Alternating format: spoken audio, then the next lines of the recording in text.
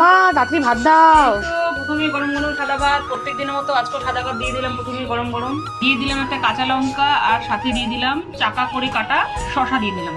প্রথমেই পড়ে গেল মেথির শাক, দিলাম শিম সেদ্ধ। গরম গরম ভাতে না শিম সেদ্ধ খেতে বেশ ভালোই লাগে। দিয়ে দিলাম একটা ডিমের পোচ, সাথে দিয়ে দিলাম আলু ব্রোকলির তরকারি। এটা তো তোর ফেভারিট, আজকে আলু ব্রোকলির তরকারি করেছি। দিয়ে দিলাম আর মাছের কষা, আর মাছের মাথার কষা।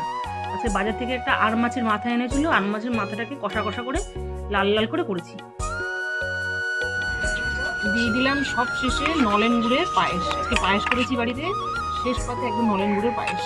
আলু ব্রোকলির তরকারি, আর মাছের মাথার কষা, আর সব শেষে দিয়ে দিলাম নলেন গুড়ের পায়েস। না, বুধবারের একদম দুর্দান্ত থালি পুরো রেডি।